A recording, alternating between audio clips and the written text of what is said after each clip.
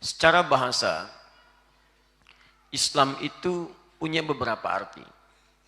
Kalau kita ambil pengertian leksikal, kamus, pengertian bahasa. Jadi, di dalam pembelajaran itu, definisi selalu dibagi dua. Pengertian selalu terbagi dua. Ada pengertian umum kebahasaan, ada pengertian khusus sesuai istilah yang tengah dikaji. Ya, jadi ada pengertian bahasa, ada pengertian istilah. Istilah itu kemana bahasa ini akan diarahkan. Bisa secara bahasa banyak. Dapat, mampu, bisa racun, banyak. Tapi ketika diberikan istilah, kemana istilah itu akan disematkan? Dalam dunia hewan yang disebut bisa itu bukan dapat, bukan mampu, tapi racun. Dalam dunia misalnya kemampuan pekerjaan yang disebut bisa itu bukan racun, tapi dapat, mampu. Nah, secara bahasa, apa yang disebut dengan Islam? Awas, kaidah ini penting saya sampaikan karena nanti ada tidak sedikit orang sekarang sulit membedakan. Awas, hati-hati, disebutkan sunnah. Sunnah kalau disebutkan kadang-kadang suka dibatasi, padahal sunnah itu ada 3 pengertian selain pengertian bahasa. Pengertian fikih, pengertian hadis, pengertian usul fikih. Jadi kalau ditanyakan tentang pengertian A, ditanya dalam pengertian apa itu akan dibahas. Islam secara bahasa setidaknya punya 3 arti. 1, tunduk, patuh. Tunduk, patuh. Aslama yuslimu islaman, sifat yang tunduk, patuh.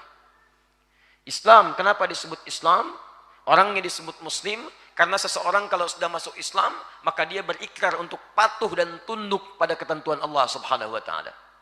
Jadi kalau Anda sudah mengatakan saya Islam, saya Muslim, tapi tidak patuh pada ketentuan Allah, maka ada yang salah dalam keislamannya. Ada yang tidak tepat.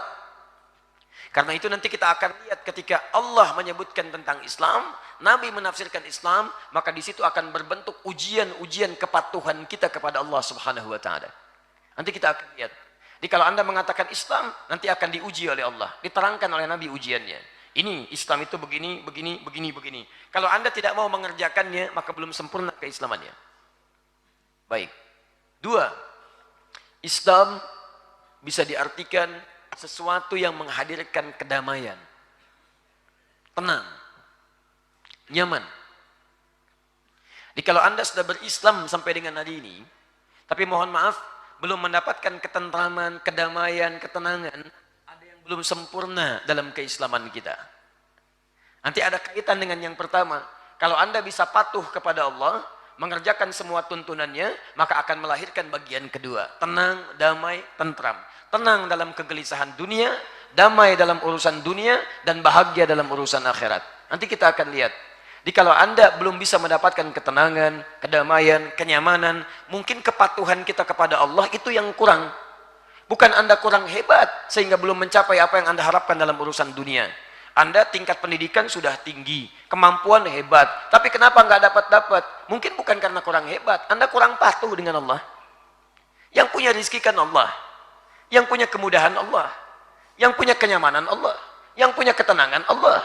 Barangkali Anda kurang dekat dengan Allah, bukan karena Anda kurang hebat. Yang lain bisa, Anda tidak. Padahal sekolah di tempat yang sama, makan juga makannya sama, nasi pakai rendang yang sama, semua sama. Kenapa nggak Anda bisa raih? Nanti kita akan lihat. 2, 3. Islam, tunduk, patuh. Kedua, tenang, damai. Yang ketiga, Islam juga bisa terambil, nanti kita akan lihat dari kata salam.